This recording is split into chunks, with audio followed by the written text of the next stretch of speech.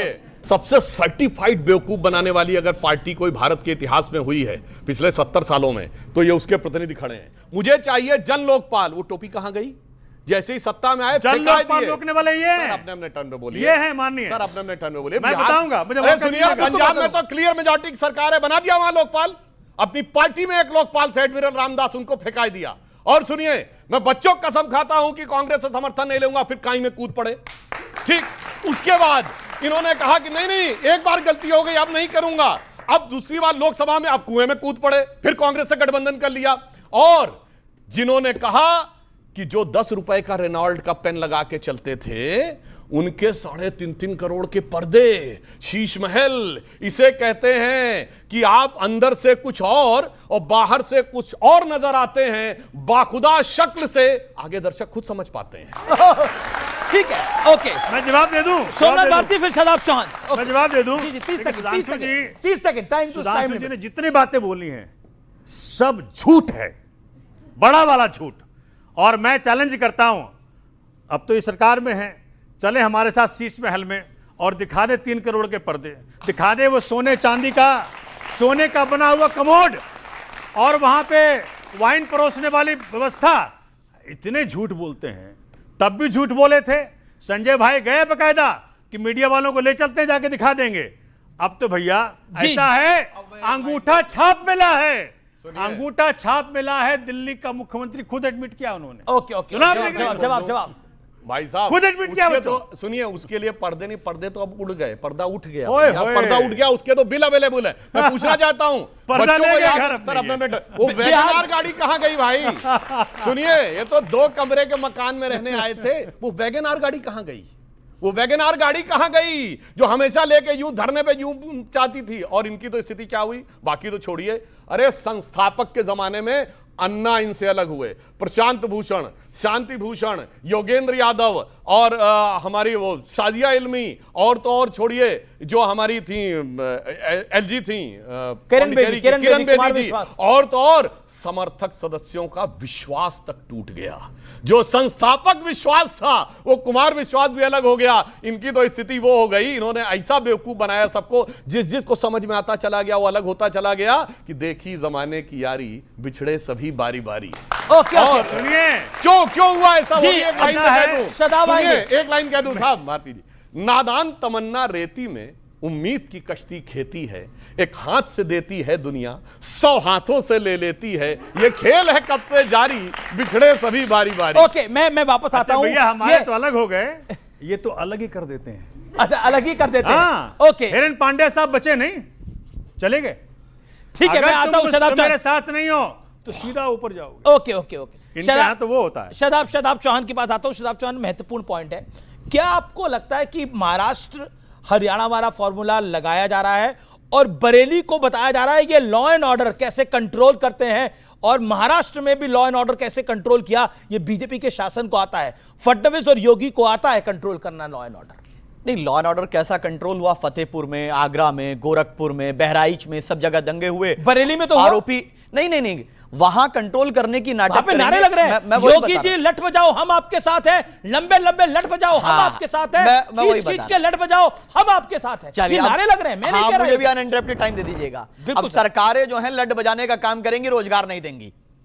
अब ये बच्चों के हाथों में किताब नहीं देंगी, कलम नहीं देंगी, अब ये लठ देंगी और डेमोक्रेसी को मोबोक्रेसी में बदलेंगी।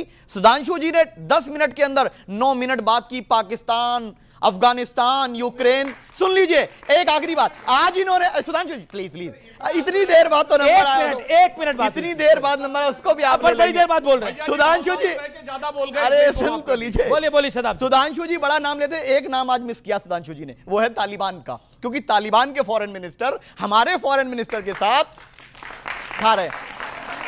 नहीं, मैंने कुछ भी नहीं बोला। ठीक है, तो अब मैं बिहार पे आ जाता हूं। देखिए, बिहार में लॉ एंड ऑर्डर पे नहीं, लॉ एंड ऑर्डर में सरकार अगर गोली चलाना, पैरों में गोली मारना, फर्जी एनकाउंटर करना, और जो बीजेपी के लोग अगर गुंडागर्दी में शामिल हो उनको छोड़ देना लॉ एंड ऑर्डर है, तो ये लॉ एंड ऑर्डर नहीं होता, कानून का दुरुपयोग होता है। पब्लिक तो साथ दे रही है ना इस विषय पर। कहां पब्लिक वोट दे रही है ना? कहां दे रही है? कितना वोट आया लोकसभा में?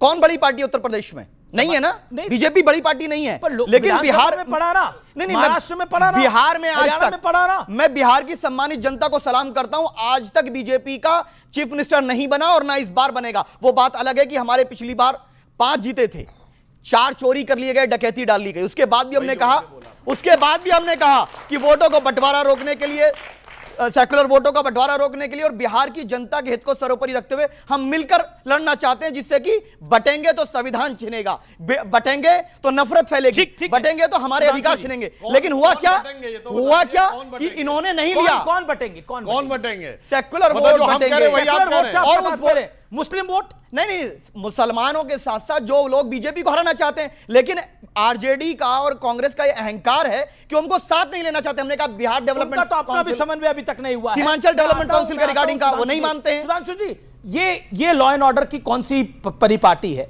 जिसके अंदर आपके विरोधी कहते हैं कि एक समुदाय पर ही लठ बज रहे हैं, एक समुदाय का ही बुलडोजर से घर तोड़ा जा रहा है? Point number 1। Point number 2, viral गाने चल रहे हैं, जूता चप्पल छोड़ा है बरेली के बाजार में।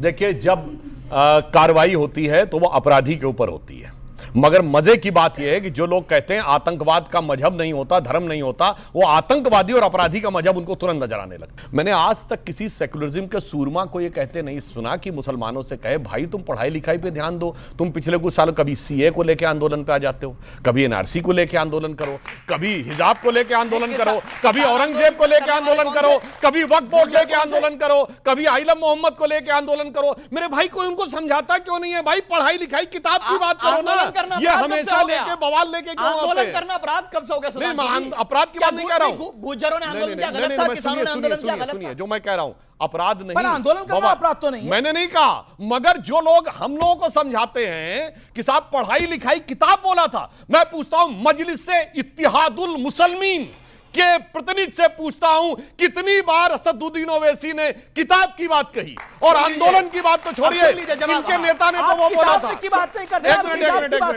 मिनट, इनके नेता तो वो बोलते हैं कि जब मोदी हिमालय पे चले जाएंगे और योगी मठ में चले जाएंगे तो तुम्हें बचाने कौन आएगा? ये किताब की बात है, मगर ये सेकुलर है। देखिए, ये सेकुलर है।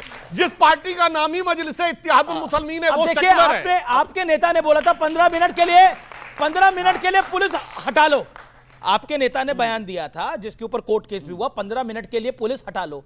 5 मिनट के लिए पुलिस चली बरेली के अंदर, 5 मिनट के लिए चली, जूता चप्पल सब छोड़ के भागे। ये फैक्ट है, अब आपके सामने है। वो तो पुलिस की गुंडागर्दी अगर होगी तो उसके खिलाफ गुंडागर्दी क्या? नहीं, पुलिस गुंडागर्दी कैसे कर सकती ये है? पुलिस की गुंडागर्दी है। बरेली में पुलिस ने गुंडागर्दी करी। एक सेकंड रुकिए, ये गुंडागर्दी है। देखिए, हम इस पे बहुत स्पष्ट करना चाहते हूं कि जो कुछ योगी जी ने किया वो किया। जो air chief marshal AK Bharti, जो कि यादव हैं, उन्होंने कहा था विनय न मानत जलधि जड़, गए 3 दिन बीत, तो बोले राम सकोप तब भय बिन होए न प्रीति। तो अगर सबने प्रीति करनी थी तो भय जरूरी था।